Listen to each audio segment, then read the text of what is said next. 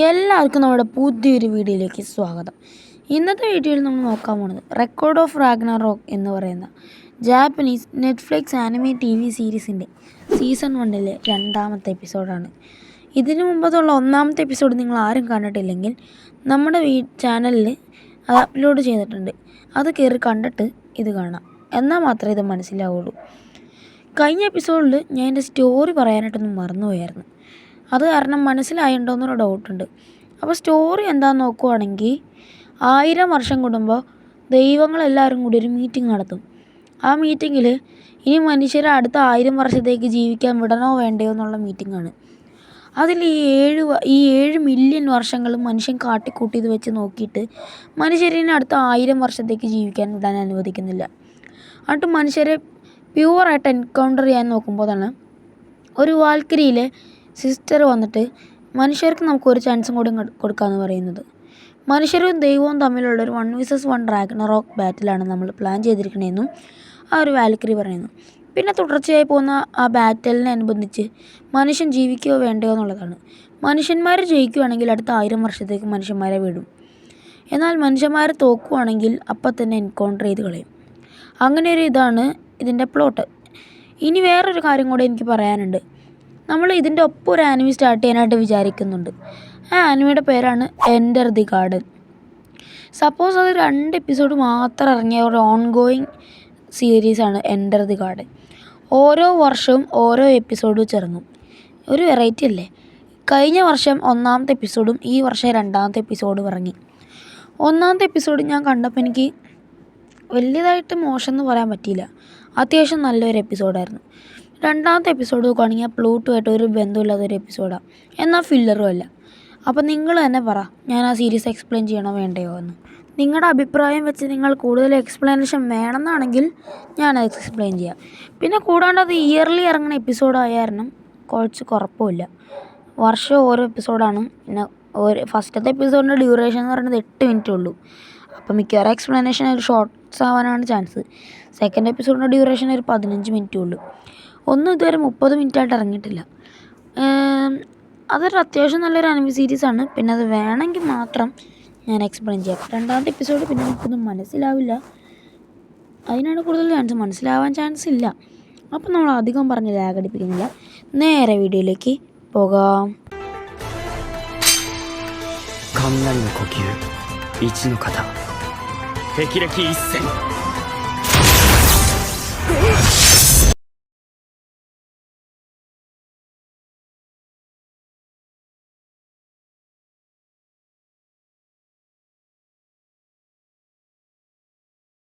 കഴിഞ്ഞ എപ്പിസോഡ് എവിടെ വെച്ചാണ് അവസാനിച്ചത് അവിടെ വെച്ചാണ് ഇന്നത്തെ എപ്പിസോഡ് തുടങ്ങുന്നത്. ലൂബു ആണെങ്കിൽ ആ ഒരു അടി നമ്മുടെ തോറ് ക്ലിയർലി ബ്ലോക്ക് ചെയ്തിട്ടുണ്ട്. തോറ് ഒരു വീശു കൊടുക്കുമ്പോഴേക്കും നമ്മുടെ ലുബു ആണെങ്കിൽ ബാക്കിലേക്ക് തെറിച്ചു പോയി തൻ്റെ ആ വെപ്പൺ പിടിച്ച് ഭൂമിയിൽ ഇങ്ങനെ തറച്ച് പിടിച്ച് ബ്ലോക്ക് ചെയ്ത് നിൽക്കുന്നുണ്ട്. തോറാണെങ്കിൽ എൻ്റെ ഒരു സ്പീഡ് ടെക്നിക്ക് ഉപയോഗിച്ച് സ്പീഡിലൊന്ന് ലുബുവിനെ അറ്റാക്ക് ചെയ്യാൻ നോക്കുന്നുണ്ട്. ലുബു ആണെങ്കിൽ തൻ്റെ വടി ഉപയോഗിച്ച് ബാക്കിലേക്ക് പിടിച്ചിട്ട് അറ്റാക്ക് ചെയ്യാൻ നോക്കുന്നുണ്ട്.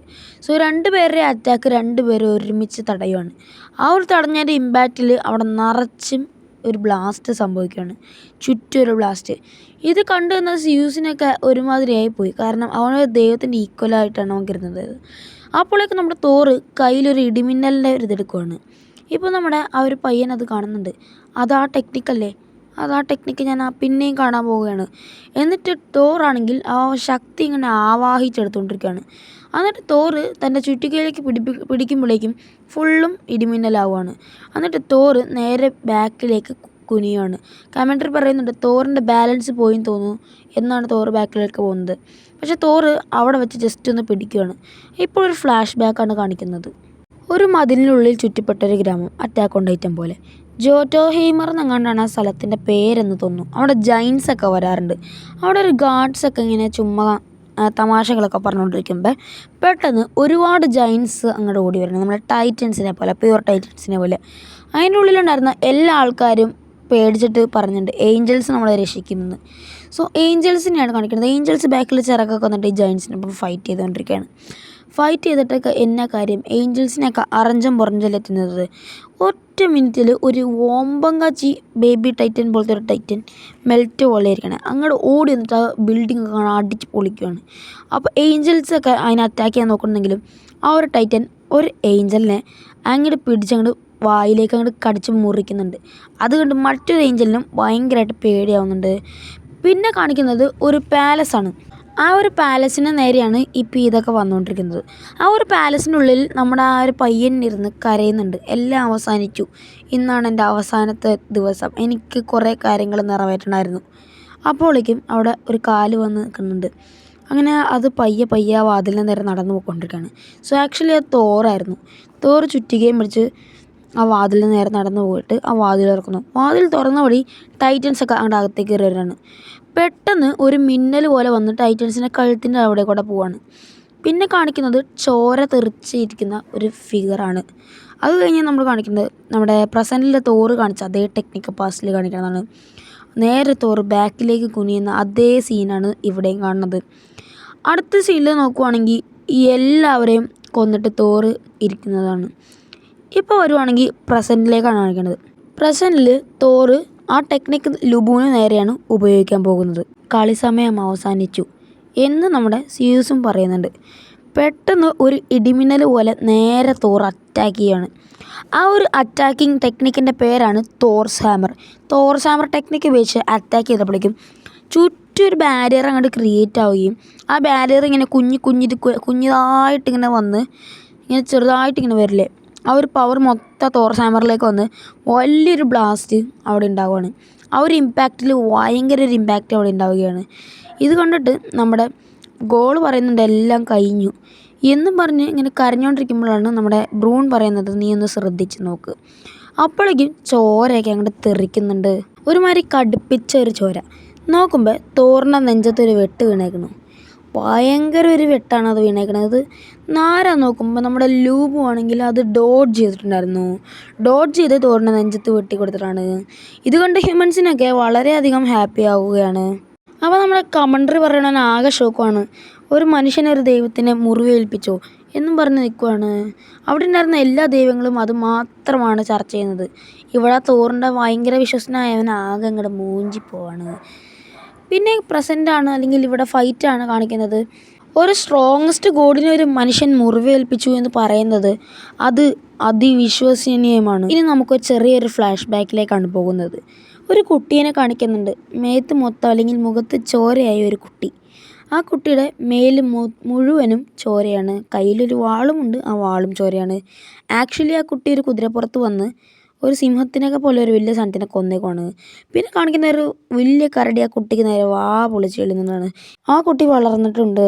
അതാണ് ലുബു ആയിരുന്നു നമ്മുടെ.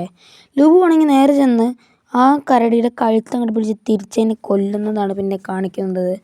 അങ്ങനെ ലുബു അങ്ങനെ കുറേ അതിക്രമങ്ങളും കുറേ കൊലകളും ചെയ്ത് ആ കുതിരയുടെ മേലിൽ മാത്രമാണ് നടന്നത്. പിന്നെ ഒരുപാട് യുദ്ധം ലുബു ഒറ്റയ്ക്ക് ജയിച്ചിട്ടുണ്ട്. ലുബുവിൻ്റെ ശിഷ്യന്മാരായിരുന്നു നമ്മൾ കണ്ട കരയണവനും പിന്നെ ഈ കാണിക്കുന്നവരൊക്കെ. ലുബു ഒരു സംഘത്തിന് തന്നെ ഒറ്റയ്ക്ക് കൊന്ന് സൈക്കോപാത്ത് പോലെ തിരിച്ചിട്ടുണ്ട്. അങ്ങനെ ലുബുവിനെ കുറച്ച് ആൾക്കാരൊക്കെ കൂടി പിടിച്ച് കെട്ടിക്കൊണ്ട് ഒരു ലോഡിൻ്റെ മുമ്പിലേക്ക് പോവാണ്. കാവോ കാവോ എന്ന് പറഞ്ഞ ഒരു ലോഡ്. ആ രാജാവിൻ്റെ മുമ്പിൽ ചെന്നിട്ട് ലുബുവിനെ തൂക്കിക്കൊല്ലാൻ വിധിക്കാനായിട്ട് ആ രാജാവ് പറയുകയാണ്.